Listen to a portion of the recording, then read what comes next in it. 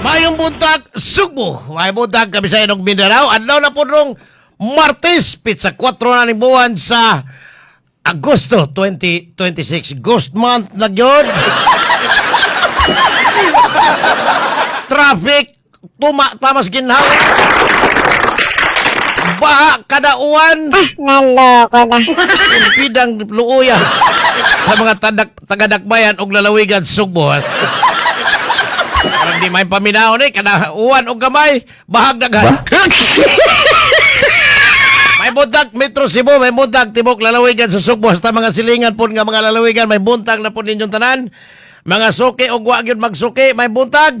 Ang labing awahe kagahapon atol sa opening salvo sa tabo sa Kapitolyo. Hastang inigiga. Si Gobernador Pambari 4 may paibaw at unya pohon sa umaabot ng mga adlaw dungog niya ang iyang State of the Province address nga matod pa dula siya pasabog. Ayay.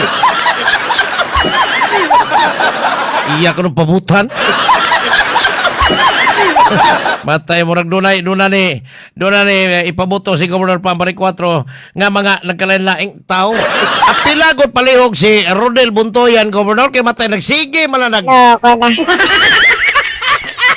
Mura mas nadato pa siya sa mga dagkong opisyal diha sa Kapitolyo ka. Wa man ingon akong amigo ha. Kini si Rodel Buntoyan nga hipe sa Penro, Provincial Environment and Natural Resources. Bisag wa man negosyo bisag buy and sell ko no. Nganong nadato magmayo? Kanang buy and sell bayabas og sili na. Nganong nadato man may Rodel Buntoyan, Gobernador. Ako no ni partner panahon panglalay nga hingan lag kay Sir Gob at tanawa na ko ni Rodel. Kaya murag di na ni maayo paminahon nga murag. Well, siguro mas dato pa rin ni mo karon. Kanhi bata-bata man ni panahon ni Gobernador Johnson Davide. Bata-bata ni sa atong hinganlan og Bals Tribunalo nga lalimang kag duha ka buki ang departamento gida. Ang disaster office og ang Penro nga eventually gikiha to siyang iyang subordinate, iyang sakop, iyang staff o kay nanguot og lubot. Palihog tagob at tanawa ni si Kaiser og si Kuan. Si Rodel Buntoyan kamurag nagsangga kuno kay ni. Loko na. Ngiga ni nila. Samtang suspait di ay konsehal nga taga Tisa kanhi kapitan sa barangay Tisa. Hinganlan og Philip Sabior Hastilan. Sabior Sapra pastil ngiga ani niya mutabi. Murag makabuhig, patay, pero kagahapon, ang mga natanggong intaon dito sa Mercados, Tisa, tungkol sa grabing baha, bisag di kayo dugay ang uwan, Loko na. nangutana ng taga-Tisa, hay na mas Philip Sabior, sapra. Pasulteon ni murag makabuhig, patay, pero ang baha, nagsige na dugay na kayo, katapusang termino na ron niya.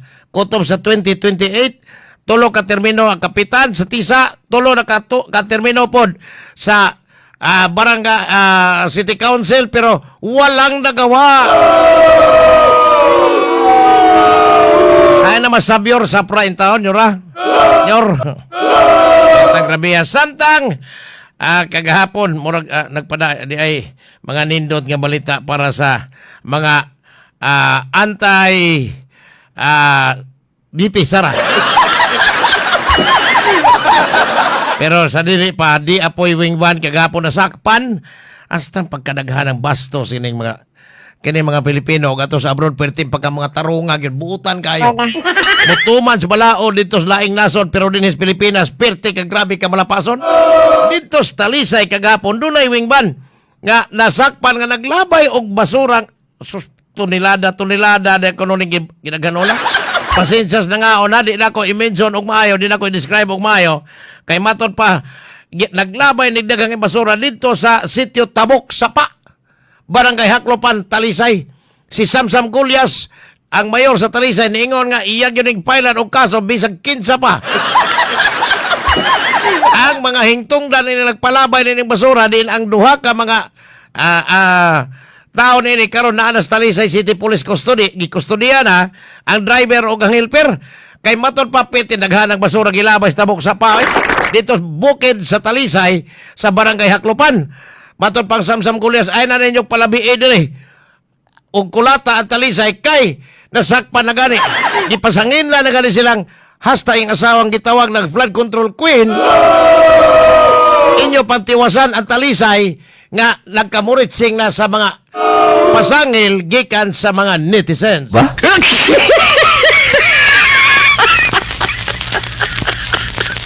Samtang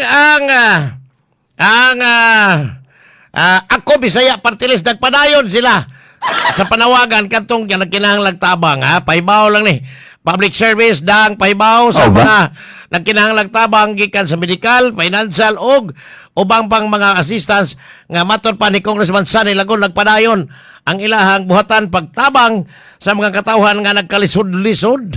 Matud pa niya ipatanaw lang patawagon daan ang ilang mga gustong mo adto sa buhatan patawagon daan sa ilahang numero nga ilang hotline nga nakapost sa ilang social media page aron di na magbalik-balik kung kinahanglang i-comply daan ang mga requirements aron pag adto dito kausara mao ni pahibaw ni Congressman Sunny Lagon kadtong mga nagkinahanglan og tabang labi na karon nagkakusog og maayo ang inflation tungod kay ang gobyerno matod pa ang pasanginlan pirming gasolina o krudo. And karong buntag nagsugod nag-us-us ganinang alas 6 ang presyo sa matag litro sa krudo gasolina tag 60 o 73 centavos lang ang us-us pero ni atong niaging semana tag 7 pesos ang uminto. Okay pa mo? Tampaita. Sa nagpadayong kagahapon, ika-11 na ito kaadlaw not 10, 11 11th day sa impeachment trial ni Vice President Sara.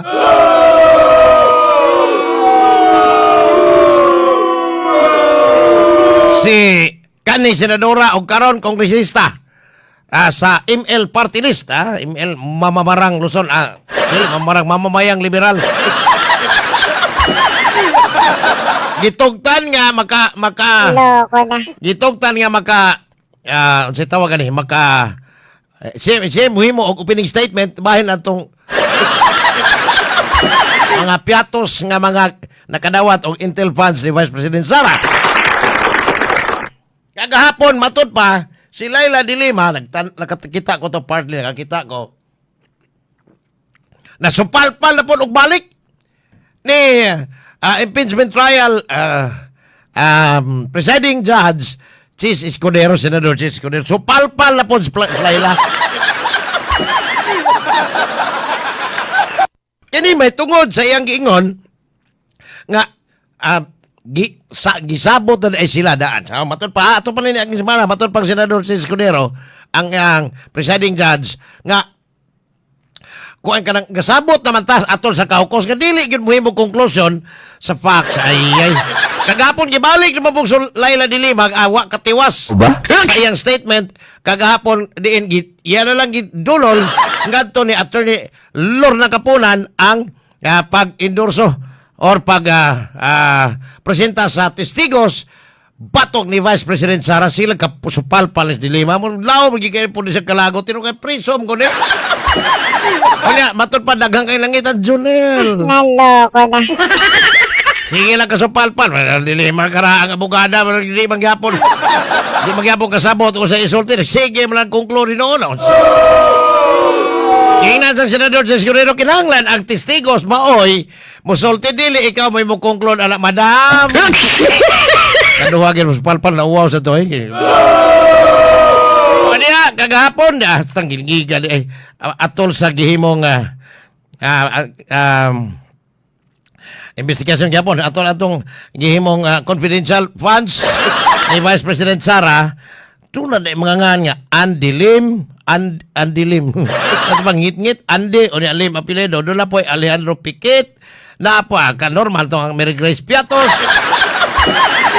pero matod pa ni atong hinganlan og Roderick apelyidong Roderick kadit lang kayo kay nagsapaw ni akong kuan nagsapaw ng akong lista.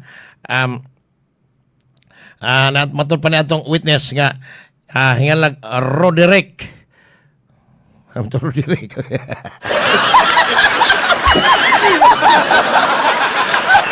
Nga matod pa dira. Nga matod pa Roderick Wamil, nga matod pa ang siya di ay mooy nagkapuli ni atong 2014 paglingkod niya isip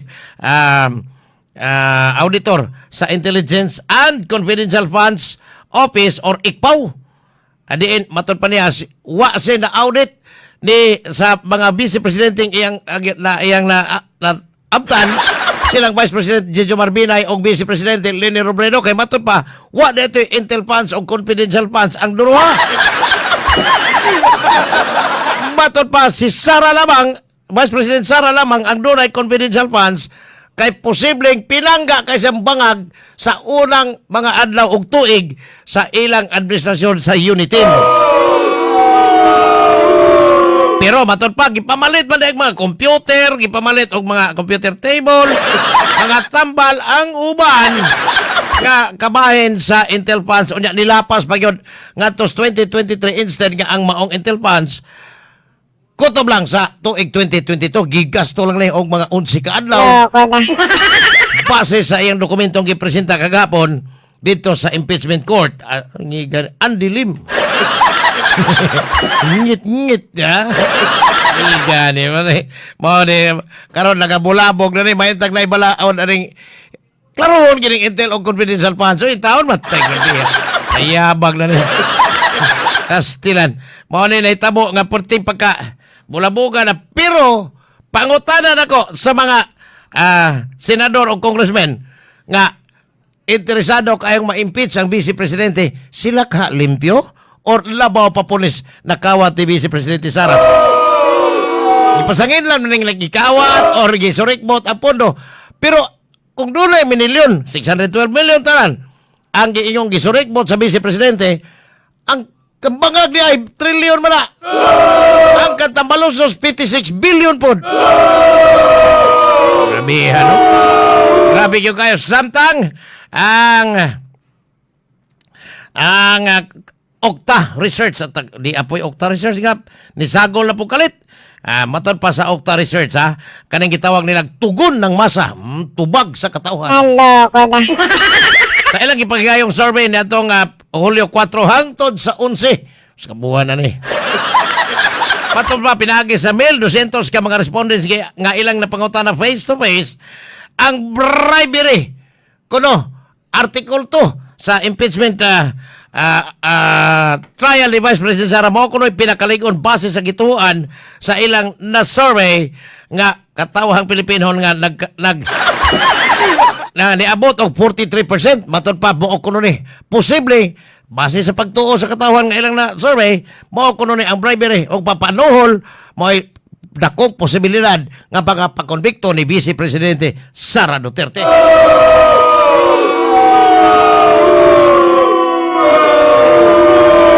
Pero dito sa hindi apoy lahi po ha kay karipong kang Congressman Jing Paras ay nagsige na nadakpan ang bugaw.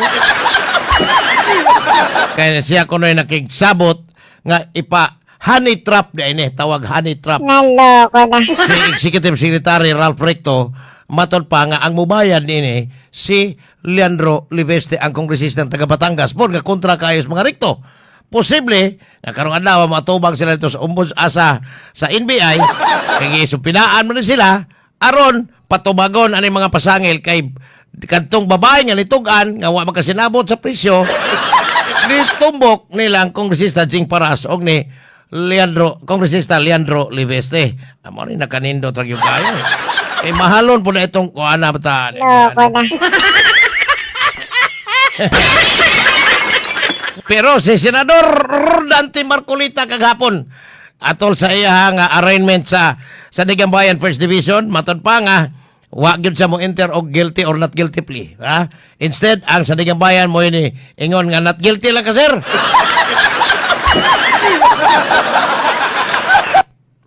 Not guilty lang ka kay murag wa man gyud ka mo tingog. Kini mahitungod ni matod pa siyang abogadong si Attorney Tolentino nga doon na pa sila pending petition nga to sa Korte Suprema kabahin nining maong kasong sangat sa ombudsman ngadto sa Sandigan Bayan sa kalapasan sa Presidential Decree number 46 kung gididaan ang mga empleyado sa gobyerno pagdawat og regalo samtang naa pa sila sa katungdanan. Pero si Aristotol Biray katong ni donate niya 20 milyones kagahapon atol gihapon sa dunga nilang arraignment niingon si Biray, not guilty, Your Honor. Murag si Byron Garcia, not guilty, sir, not guilty. Dahang not guilty. Byron, may nabadhag not guilty. Sigihon mo ng kaso. Delikado ka ninyo. Samtang, dahil ay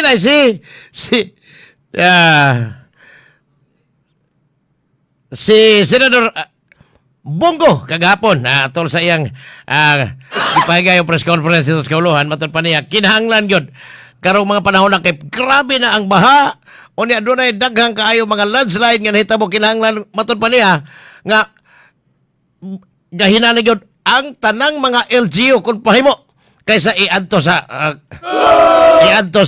kanang flood control. Naloko na. Matod pa, gahinanag yun sa mga LG or sa national government, ang mga local government unit alang nining Ligtas Pinoy Act of 2025. Matod pa, si Senador Bongo mo'y naghimo nining mga balaod aron buhatan og mga permanent evacuation centers ang nagkalain-laing mga bakwet panahon sa bagyo o baha landslide. Matod pang Senador Bongo, kinahanglan yun nga ang tanang mga LGU doon ay permanent evacuation centers aron ang mga eskwelahan dili himuong bakwitanan sa mga nabiktima sa trahedya o mga kalamidad. Iyang gisumpay nini nga ang iyahang balaod karon nga nagmando sa PRCID Professional Regulations Commission nga gikan sa matagtuig nga rinyo himuon ng 5 ka tuig. So arang ko nun sa mga OFW nga tuwa sa nagkalain-laing nasod sa kalibutan nga magparinyo matagtuig kung niya ma-expire kinahanglang 5 na katuig ang ilang mga PRCID usa pa mo expire mo na nakaayo. Pero ang mga ay daghang kay dito sa grabeng baha o niya ang 52 ka mga kahoy sa ibabaw pamutlon tungod kay ang Arsinas Development Corporation matukod og subdivision niya musugot magka si Philip Sabior Sapra musugot magka si Konsyal Jewel Lee chairman sa Committee on Environment.